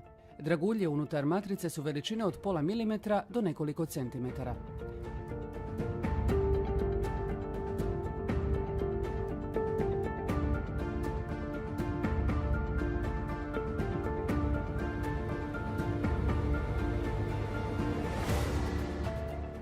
Peridot ili olivina je dragi kamen, zelene maslinaste boje. Kada je okrenut suncu, teži sjajiti u zlatno-žutoj boji. Palasite meteoroid jepara težak 500 kg pronađen je 2008. u Indoneziji prilikom građevinskih iskopavanja na dubini od 3 metra. Pretpostavlja se da je pao davno jer je na njemu vidljiv vremenski utjecaj oksidacije.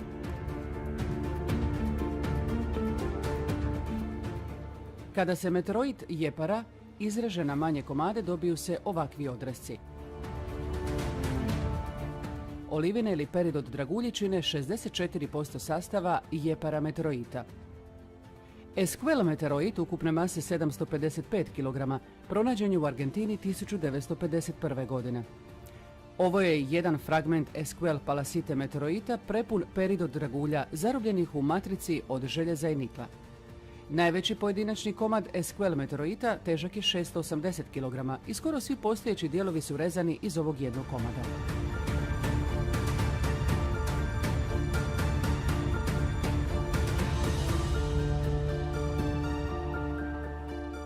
U ovom fragmentu Fukang meteoroita su peridot dragulji koji se nalaze u matrici od željeza i nikla. Kada se matrica od željeza i nikla okrene prema suncu, dobije se efekt plavo-bojanog stakla s draguljima zlatnog sjaja. Dio ovog meteoroita koji nije okrenut prema suncu, nego se nalazi u sjeni ispod šešira, je ostao sive boje s draguljima blijedog sjaja. Fukang palasite meteoroid ukupne mase 1003 kg pronađen je 2000. godine u Kini, raštrkan na mnogo većih i manjih fragmenata u planinama pored grada Fukanga. Novčana vrijednost najvećeg primjerka Fukang meteoroita teškog 420 kg cijeni se na $2 milijuna.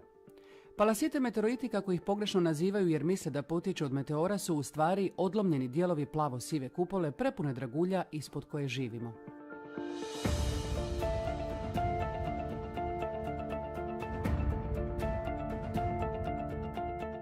Kupola kao da je stvorena po konceptu matrica od željeza i nikla s draguljima sprijeda i iza nje željezna konstrukcija koja je podržava. Sve što se odlomi od kupole padne na zemlju. Svi meteoroiti dobivaju ime po mjestu gdje su pronađeni.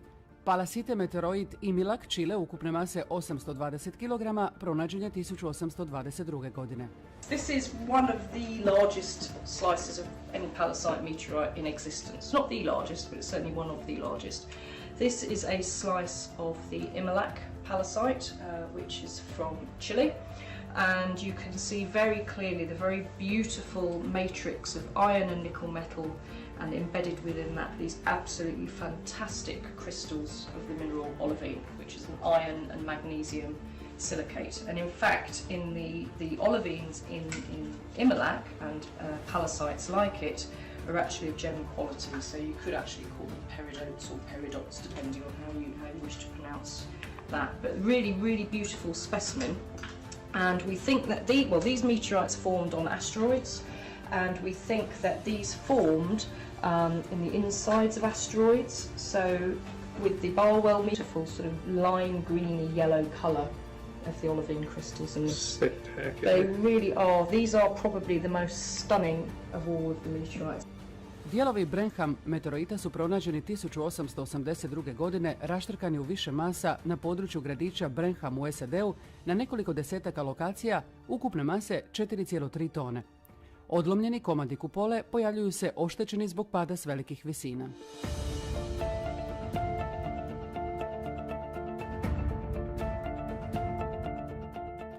Najveći dio pronađene mase većine meteoroita otpada na metalnu konstrukciju koja podržava prednji dio kupole.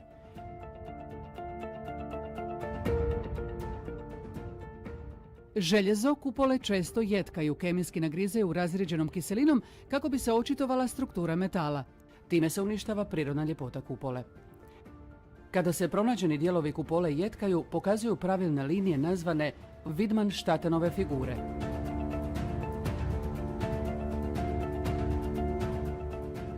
Pronađeni dijelovi kupole se pojavljuju kao pojedinačni dijelovi metalne konstrukcije, kao matrica s draguljima i konstrukcija zajedno.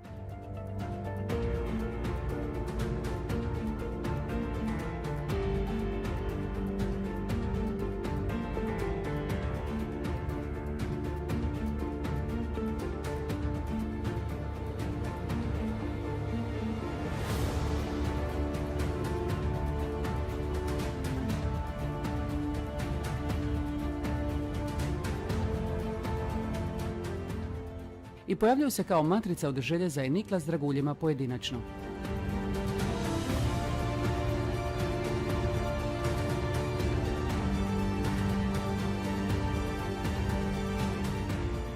Meteoriti se po nazivu dijele na kamene, željezne te kameno-željezne.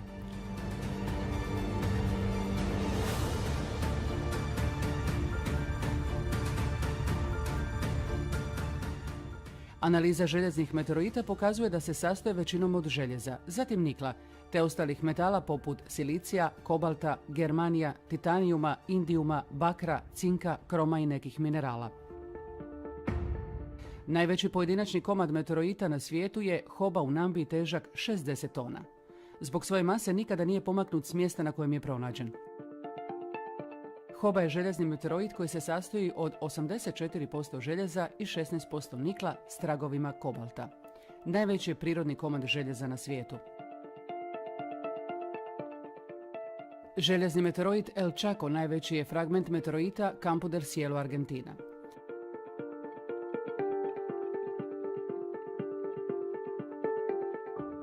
Nedaleko njega pronađen je još jedan fragment težak 30 tona. Na području širokom 3 km, dugačkom 18,5 km, pronađeno je još na tisuće manjih fragmenata koji s ukupnom masom od 100 tona čine meteorit Campo del Cielo, najvećim na svijetu.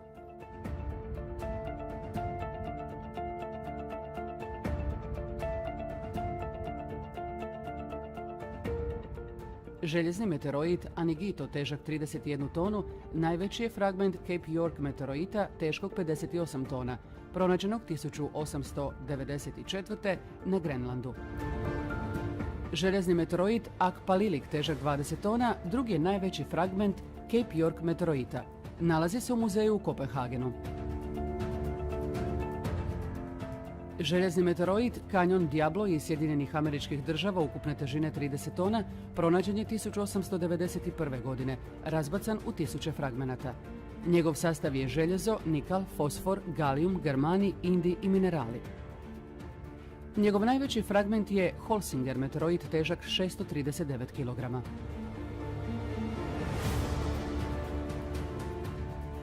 Željezni meteorit Armantikina, težak 28 tona, pronađen je 1898. godine.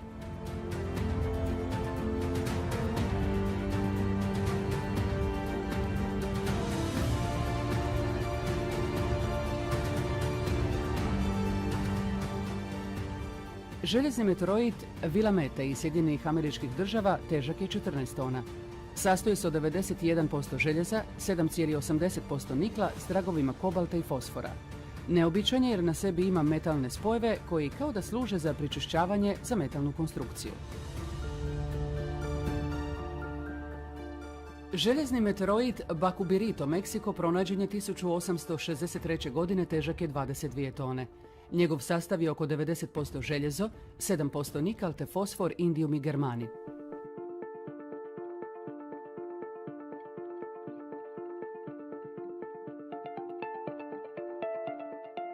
Željezni meteorit Cupaderos 1, pronađen u Meksiku, težak je 14 tona. Nedaleko njega pronađen je Cupaderos 2, težak 6700 kg. Željezni meteorit Mundrabilja, Australija, ukupne težine 24 tone, pronađen je 1911. godine. Najveći fragment težak je 12 tona, nedaleko njega pronađen je manji komad težak 6 tona.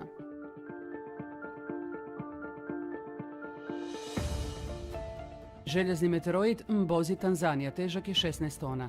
Njegov sastav je željezo, nikal, silicij.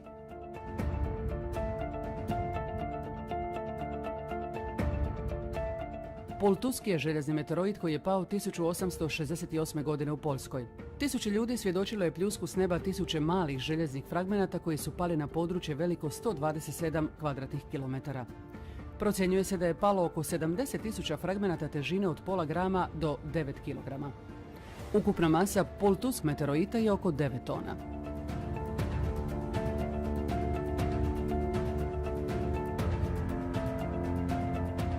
Primjerci meteorita najčešće su pronalaženi i razbacani u više fragmenata, ali ponekad u samo jednom komadu. Poput meteorita Palasovka, Rusija, 198 kg, Jepara meteorit 500 kg, Hoba meteorit 60 tona. Većina pronađenih fragmenata raspona od nekoliko miligrama do nekoliko tona pronađena na područjima velikim, ponekad i desetke kilometara, što ukazuje da se prilikom odlomljavanja dio kupole raspao na više manjih komada i nastavio se raspadati prilikom pada. Odlomljeni dijelovi kupole su padali brzinom slobodnog pada i uslijed otpora zraka prestali su ubrzavati nakon što su dosegli stalnu brzinu pada. Osim lokalnih šteta na mjestu pada, nije zabilježena nikakva destrukcija okoliša jer nije se mogla stvoriti brzina pada koja bi stvorila razarajuću energiju prilikom udara u tlo. Stoga su mnogi takozvani meteoriti pronađeni bez kratera, u plitkim kraterima ili zatrpani u tlu. Veći i teži odlomljeni dijelovi kupole su najčešće pronalaženi bliže središtu polja pada, a manje lakši fragmenti su pronalaženi raspršeni na širem području polja pada. Lovci na meteorite na mnogim lokacijama i dan danas pronalaze pale dijelove kupole za koje misle da su meteoriti uz pomoć detektora, metala i moćnih magneta. Da bi se meteoroid potvrdio kao autentičan, mora u svom sastavu imati željezo i nikal.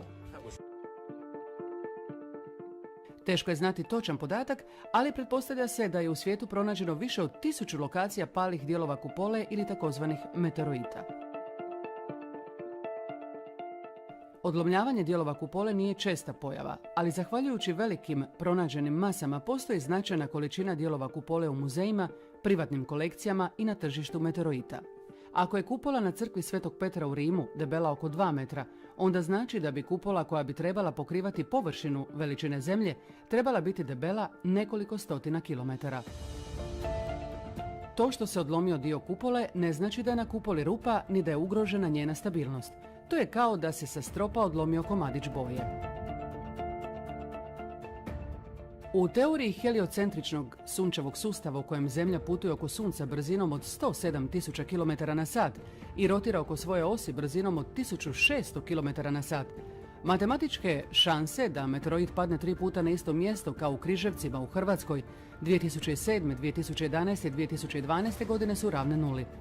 Najlogičnije objašnjenje je da se komad kupole odlomio na istom mjestu koje je već načeto prethodnim odlomljavanjem i pao u krugu ispod mjesta lomljenja.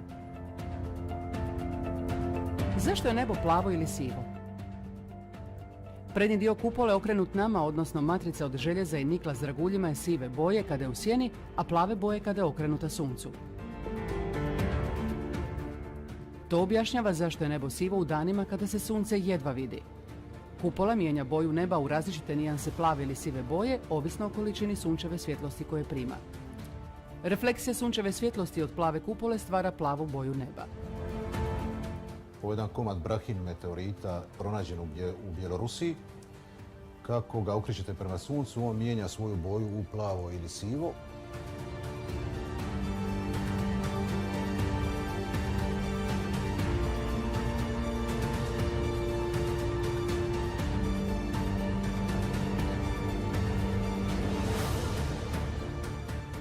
Unutar ovog bloka nalazi se matrica od željeza i nikla sa draguljima i možemo vidjeti dragulje kako svjetlucaju. Vidimo da je prepun dragulja, sve dragulj do dragulja. U kupoli možete vidjeti osjaj svog lica kao kod ogledala.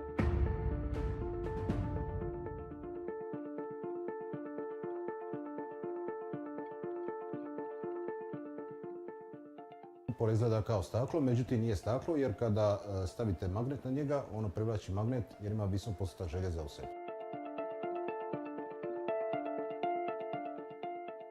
Kada se dijelovi kupole sa draguljima okrenu prema suncu, dragulji sjajaju u zlatnoj i žutoj boji.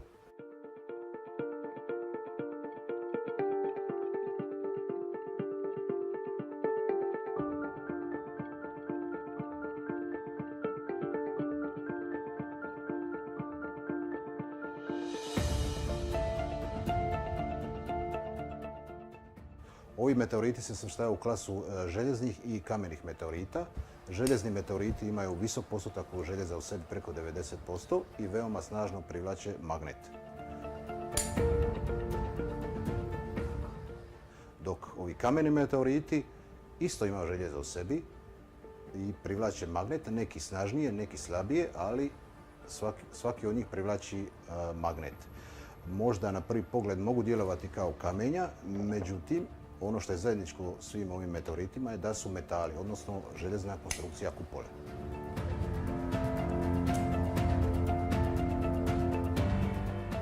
Kamen se nalazi samo u nazivu meteorita kako bi se održala iluzija. Željezo kupole iznimne gustoće i čvrstoće. Ovaj jedan mali komad teži skoro kilogram. Iako je kupola debela kilometrima, ovakve gustoće nemoguće je probiti. u presjeku ovog meteorita, odnosno odlomljenog dijela kupole, možemo vidjeti sitna okrugla zrna, mineralna zrna zvana hrumbula koja mu daju jednu gustoću i čvrstoću. Odlomljeni dijelovi kupole se pojavljuju u različitim oblicima, patinama i različite su strukture, što ukazuje da postoji više različitih slojeva konstrukcije kupole.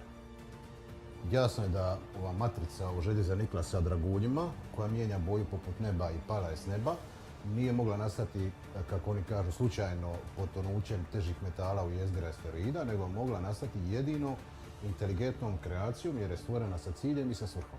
Kupola je dokaz da postoji stvoritelj. Postojanje stvoritelja koji je stvorio Zemlju zajedno sa kupolom i sav život na Zemlji se može dokazati znanstvenim metodama. Vjerojatno nikada niste primijetili jer su vam rekli da se vrtite na letećoj kugli. Ali ako pogledate u nebeski prostor od horizonta do horizonta, možete vidjeti da nebo ima oblik kupole. Možda nikada prije niste išli za tim, ali uvijek kada grmi čuje se jeka, jer se zvuk grmljavine odbija od kupole. Nebo nije prazan prostor i nema plavu boju zato što se, kako kaže službena verzija, sunčeva svjetlost rasipa na različitim valnim duljinama. Jer kada zamrznemo ovu sliku munje u noći, vidimo da je nebo u noći plavo kao da je dan i kada se osvijetli električnom svjetlosti munje, ali i električnom svjetlosti meteora.